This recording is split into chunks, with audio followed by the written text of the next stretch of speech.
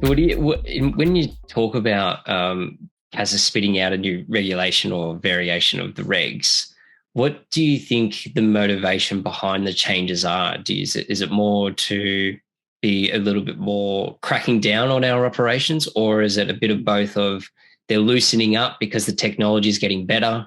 We've got platforms like you guys that are supporting the industry to be able to streamline things. Like how's that?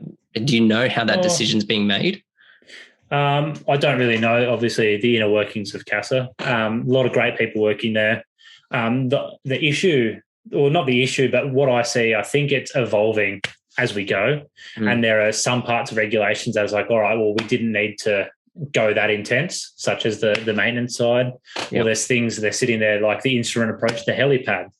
So a helicopter landing site that had an instrument approach, you couldn't fly within 3 nautical miles. And then they brought that out, or are they bringing that back in? They're evolving, and they're a small team. Honestly, they're a small team. Australia does have some of the world's leading regulation within and compliance in the RPAS industry. We're definitely leading in a lot of that, but because of the speed that the technology is increasing and developing, some things that were valid, as you said before, Brendan, some things that were valid now, in 2 weeks' time, they're going to be invalid. Such a hard industry to work in, especially the regulation of it. So I think Casa are doing a pretty good job. Obviously, like the bringing out of the excluded category, the license and that sort of thing. So there's a lot of, they are definitely fluid when they can be. But definitely a hard space to work in, I'd say. I could imagine.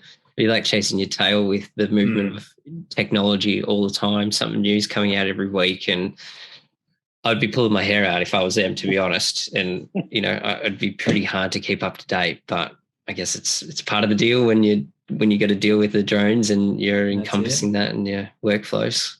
Yeah. Do you think they're moving quick enough for the RPAS industry?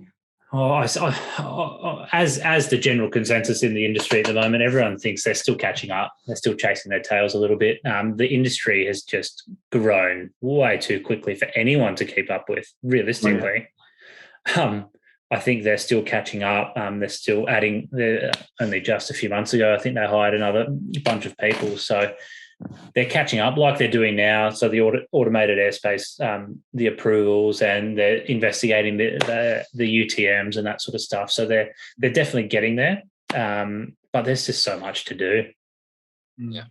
And as I said, you're chasing the advancements of technology. It changes that rapidly. It is hard to find that fine line.